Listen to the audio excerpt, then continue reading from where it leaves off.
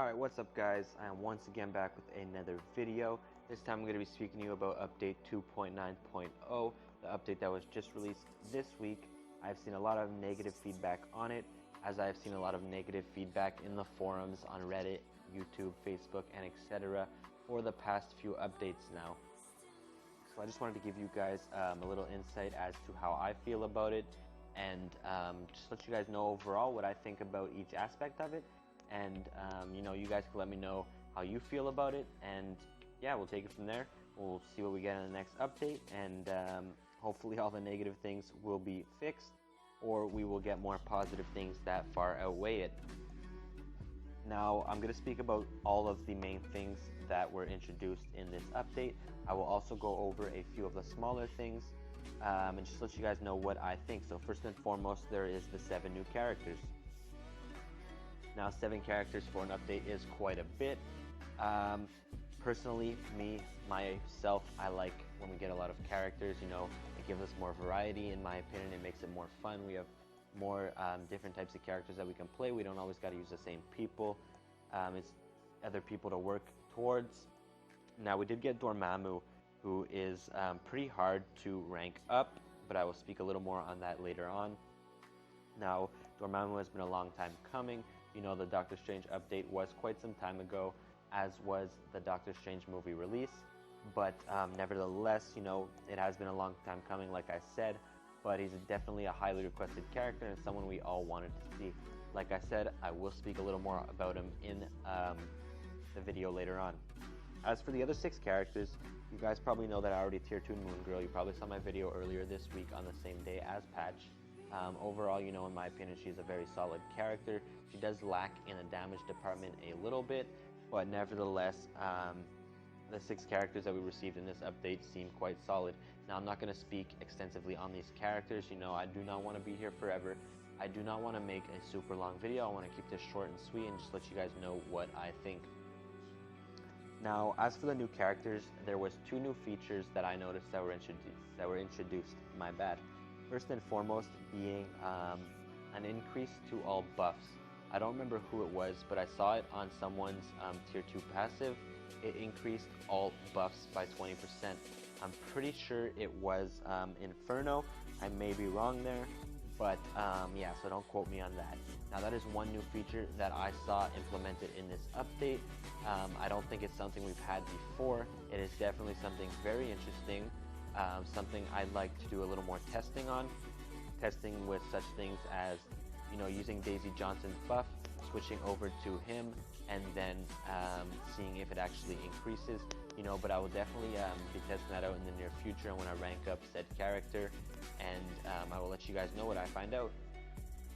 And the next thing that was newly introduced is Moon Girl's summon. Now, it's a summon that's up 100% of the time. You do not have to click a skill to summon him. If you don't remember to click the skill to summon your characters, who the hell cares? Because you always have a giant dinosaur there just stomping over everybody. But yeah, so that was definitely a new feature introduced in this update. Something that I really like.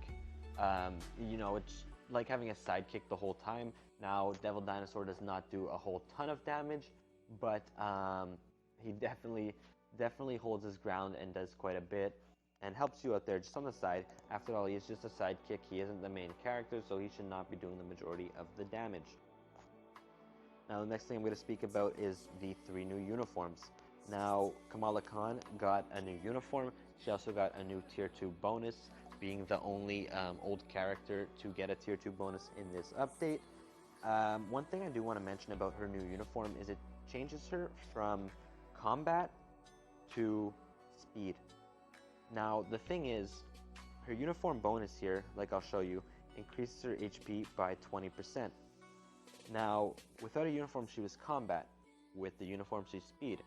That means, without the uniform, she actually has more HP than she does with the uniform. So getting that 20% HP increase really doesn't increase anything compared to when she has no uniform on.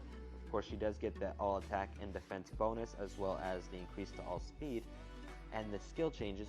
However, I think that was a pretty dirty move by Netmarble, changing her to speed class and giving her that 20% HP boost. Something that I found went quite unnoticed. Nevertheless, though, she does seem to be a quite more solid character with the uniform and with her with her new tier 2 passive. I've butchered this video so many times. Of course, I'm going to include some bloopers at the end, but I'm not going to go ahead and record this again here. For some reason, it's just this video, I don't know, maybe I'm tired or something, it's not working out too well. But nevertheless, let's just continue on here, speaking about the two other new uniforms. Now, them being Elsa and Black Bolt. I have not yet purchased them.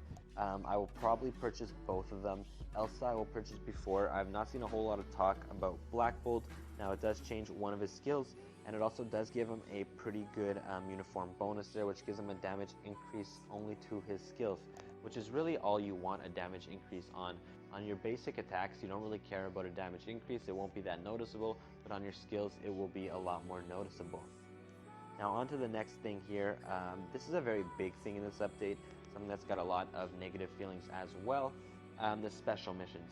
Now first and foremost, they were reduced from 30 minutes to 20 minutes. Also now, you just get one unlimited run. You no longer get those 2 runs and then the unlimited run, which means you don't only get 10 minutes less, you get 10 minutes plus 2 runs less, which is more so like 11.5 to 12 minutes depending on who you use, which, you know, is quite a big difference there. It's almost 40% of the time reduced. Now, they considered this as, you know, saving you time and reducing the amount of time that it takes to play every day. Now, personally, my own opinion, especially with the new whole hidden ticket and hidden route thing that they introduced, I think this was a bad move by them, something that I'm not liking so much. You know, special missions were only half an hour. It's not like it was that long to begin with. Something else like co-op missions, or co-op stages, my bad, which I will talk a little bit about later on, so I don't want to speak about them extensively right now. But those definitely got a time increase from 2 hours to 10 minutes. But this little 10-minute change here is really not that noticeable as you're going throughout your day. Most of us just left it on auto repeat and came back in half an hour. Now, them reducing it by, say, 12 minutes is kind of a dirty move now that we need so many hidden tickets and to find so many hidden routes just to unlock Dormammu. Now, one good thing is most of the new characters here are farmable through these new stages. You actually have 5 of them that are farmable, and then you have Inferno, who can pop up as an ally shifter. Now, onto the quests here, you have one pack, which is Ruler of the Dark Dimension, which you need to do to unlock Dormammu, and then you have War of Kings, which does give you some nice bonuses for some nice achievements there. Now, one thing is you can only pick one quest pack at a time. Of course, I picked the Ruler of the Dark Dimension first because I want to, you know, work on Dormammu and unlock him as soon as I can. Now, as you can see here, there are quite a bit of achievements here. Most of them, or I'd say half of them, are relating to Dormammu. You do need to find 200 hidden routes in order to get the full 20 biometrics for him to unlock him. Now that is quite a bit. I have done my special missions 3 times since the update dropped, and I have only gotten 3 hidden tickets, which is not a lot. I'm going to need a lot more. This is going to take a lot of time to unlock for the people that don't spend, but nevertheless, he is farmable. He will just take quite some time to unlock. Now, aside from the Dormammu-based missions, or achievements, whatever you want to call them, there are some other achievements here that do give you some nice things like gold and XP for your shield level.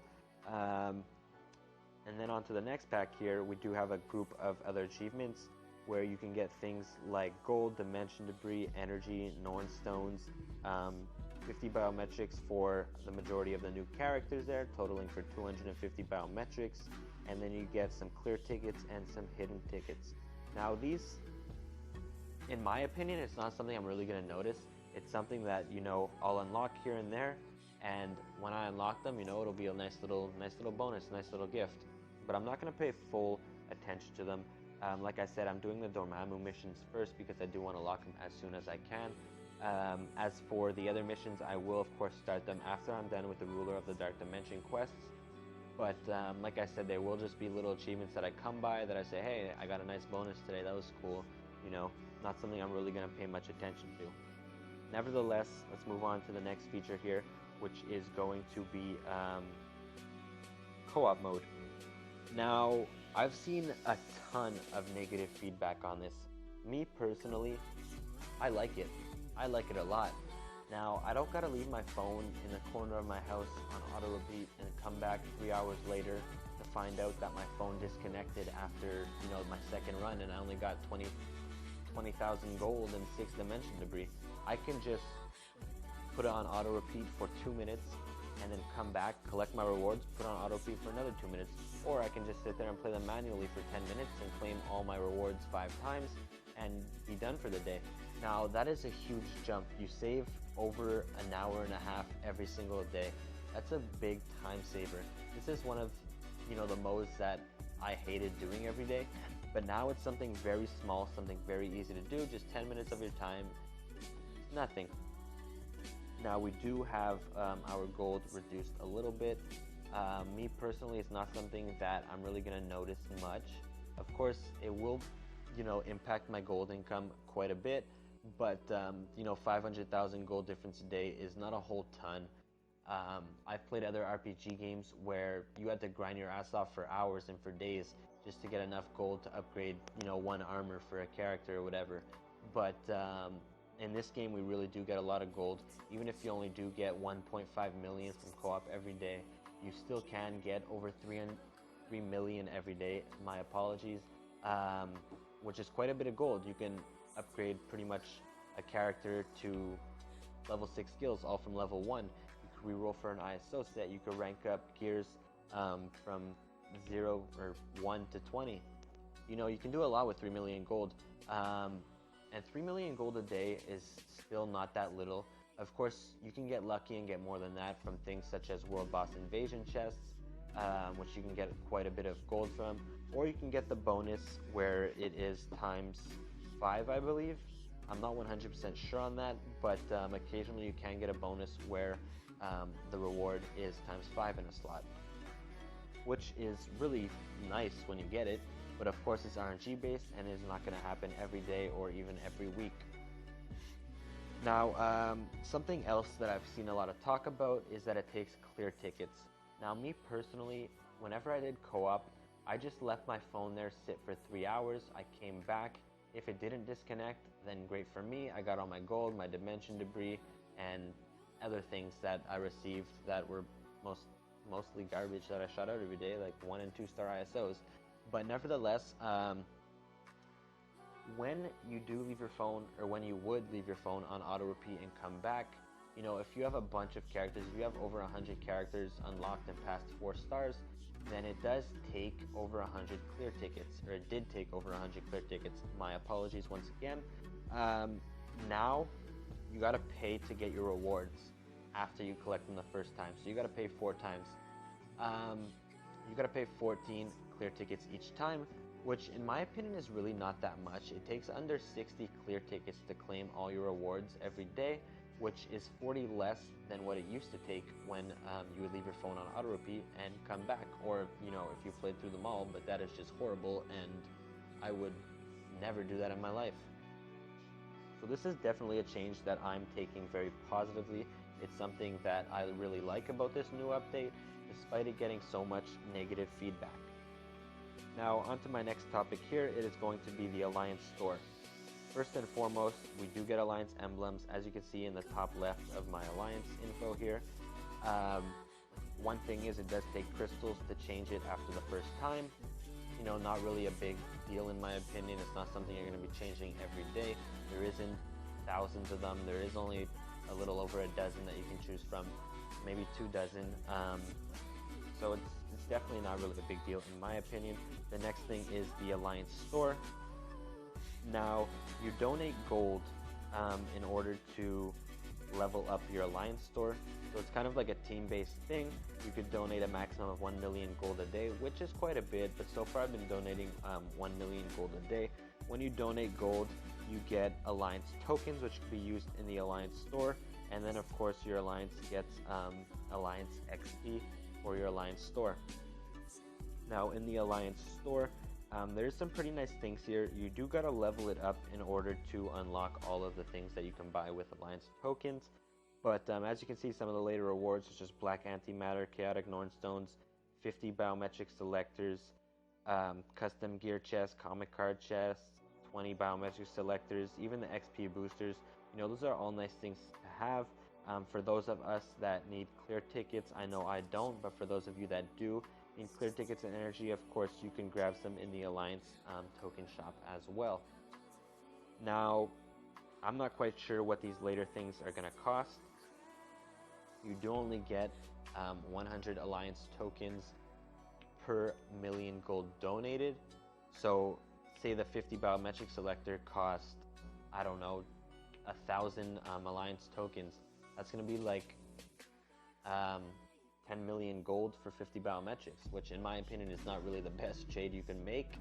But nevertheless, I'm going to have to see how many Alliance tokens it actually takes once we level this up. Now, one more thing that I actually do want to speak about is this new mode that they're teasing here. It is an Alliance-based mode. If you go right into your Alliance and go into the Alliance Arena, which is a new feature, you see where Alliance Battle was, you can see it says new content in preparation. Now that could be something that drops in the next update, update 3.0. Of course, I'm expecting at least one new mode in that update. It should be a huge update as it is 3.0. But I guess we'll have to wait and see what we get. Of course, this is something that I'm anticipating, something that I'm excited about. Another Alliance-based mode is very welcomed in my opinion. It makes Alliances a bit more competitive. And, you know, of course, hopefully it'll be something interesting and something fun to play. There is a picture of Spider-Man there. I'm not quite sure what he's doing, if it's some type of boss thing. I do not see like any mobs in the back or anything. I just see one character there. But of course, we'll have to wait and see what we get out of that. Now, the next thing I want to talk about is Yuuca Enhancement. Now, this is a feature that I really like about this update. Before, you'd spend half an hour to an hour upgrading a couple hundred euro. Now all you really got to do, you know, you go into enhance and you could do 10 at a time. However, before, this is how it was before. You'd enhance one, you'd wait for the animation, you'd click close. You'd enhance one again, you'd wait for the animation, you'd click close. Now that doesn't seem like a long time, but when you're doing this 100, 200 times, it does take quite some time and it is really, really annoying and dreadful. But now what you can do up to 10 at a time, which is a lot quicker. So all you gotta do is click enhance all, sorry, my mistake. If you have at least 20 of them, then you will be able to do 10 at a time. If you have less than 10, then it'll just do what you are able of doing with what you have in your inventory. Now another key thing about this feature is that you don't have to wait for the animation every time. All you gotta do is click enhance all, you accept it, and then you just click and it'll show you on the right hand side all the ones that succeeded and all the ones that failed. Now that is something that will really speed time up. The amount of time that it took to do one before, now you can probably do about 20 here, or maybe 10, but even 10 is much quicker. As you can see there, a lot of them are succeeding. Of course, a few are failing, but overall it doesn't seem too bad. Like they really changed the odds of you succeeding or failing. Now I'm going to get right into the next thing that I would like to speak about, which is the Epic Quest missions. Now there's the memory missions and the Dark Dimension missions. Me personally, this doesn't affect me much. I haven't really done these missions in a few weeks. For those of you that are still doing them and that still wanted to do them, it was reduced from 10 to 3 per day. Now, one thing that I heard was that they increased the rewards that you get, so I'm not 100% sure if they balance out the same amount of rewards that you would get before. Nevertheless, like I said, this is something that affected me, that really affects me that much. But if it affects you guys, I'm sorry, and that really sucks. But if they did increase the rewards, I'm sure it's not that bad overall. Now on to my next point here. These are going to be a few smaller points, a few smaller changes that they made, but they're changes that I guess I wanted to point out anyways. Now the first one is, if you go into your gears, you can notice there are occasionally some green ones here. They used to all be white, and now there's a few green ones. What that means is that that stat is at its max possible value. Say the one before the last one here at the bottom that says plus 180 in green all attack. Say it ranges from 160 to 180. It'll be in green because it is at the highest value possible for that slot. Now this isn't really something that you're really going to notice a lot. I'm not someone who rerolls all my gears until I get max stats, but it is something that I find is nice to see. You know that you do have a few max stats there. It's not like your RNG luck with rerolling gears is horrible, but nevertheless, not a huge change, just something that I decided I would mention, something that I found pretty neat, and something that I'm definitely going to keep an eye on.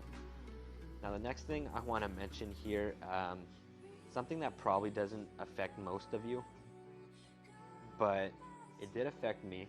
You guys have no idea how many times this scared the shit out of me. Now, I work a ton during the day. I'm never able to play during the day or anything like that, so I'm always playing at night. And at night, it's always dark in my house. The lights are always off. I have the TV on, sure, I have some music on, whatever, but I never, keep my lights full blast at night. Now, I'd be doing Shadowland or Timeline or whatever, Battle World, and I'd face a bullseye, such as Shadowland Stage 22, I believe it was, 22 or 23. Now, before this update, whenever he would use his 5th skill, even if your sound was off, you would still hear it. It would still play the sound for some reason. Now, this was not such a big deal for a lot of people. I'm sure if some of you, play during school or something, because I know some people are younger that play this game, and you were against the bullseye, then that would play out loud during your class, which is definitely not a good thing, because you don't want your teacher knowing that you're playing Marvel Future Fight instead of listening to, math. But yeah, so this is definitely just a little thing that a lot of you are not going to notice, but it's something that I'm definitely going to notice because it scared the shit out of me so many times at night. Yeah, but nevertheless, there's not really much more I could say on this. Something I just wanted to mention because it's something that will no longer scare me. Now, on to the last thing that I'm going to speak about here. They did say that they made some changes, some adjustments to Yellow Jacket's base stats. Now, me personally, I've used them every day since the update, whether it be for World Boss Invasion, whether it be for World Boss, I have not noticed any changes at all. I have not noticed any changes in his damage, any changes in his defense, all in all, he seems like the exact same to me. Now, I'm sure there is a difference there. I'm sure they didn't just make that up and tell us that for no reason, but the difference is definitely very minimal. Now, I didn't take note of his stats before the update, which I actually should have done, because it would have just been interesting to see what the difference would be. But apparently they reduced his health as well, which I didn't really notice. I'm not sure what he had beforehand. As for his energy attack and energy defense being increased, like I said, I have not really noticed that big of a difference. Nothing is really different with him. He still plays the same to me, and he is still a very strong and very solid character. Now, that's about all that I'm going to speak about regarding this update. I did not want to make this too long. I will possibly make another one of these for future updates. I don't really make voiceover videos that often, but the last one that I made earlier this week got pretty positive feedback. So, I may look into doing more of these in the future. You guys can let me know what you think down below, because of course what you guys want is what I want to put out for you guys and what I want to do. So, of course, just let me know below if you guys would rather me talk, or if you'd rather just music in the background, while I play content, or while I put up writing, or whatever the video may be about while I play the video. Have Dormammu. Now, Dormammu has been a long time coming. Doctor Strange, the update released quite some time ago, and wow, I just completely stuttered there. Anyways, I'm just going to continue this. This is like my 4th take, and I'm tired of doing takes, speaking for 20 minutes and then making a little fucking mistake. So, yeah, I'm just going to go ahead and continue this here and upload it anyways. Shit happens. What are you going to do? Nevertheless, the Dormammu, wow, okay. The Doctor Strange update movie released quite some time ago, and so did the. Did I say update? I think I did say update. I'm completely butchering this. Anyways, let's continue. Let's just get out of the new characters. Fuck them. Alright, so aside from the 7 new characters, we got 3 new uniforms. First, we have Kamala Khan, and then we got Black Bolt, and yeah, I'm just gonna restart this. Something completely new to me. I don't usually make voiceover videos. I did make one earlier this week, and I got pretty positive. Wow. A ton of characters. Right now we're up at 113, and hopefully, you know, we do keep pushing and getting. Wow, okay. Let's try again.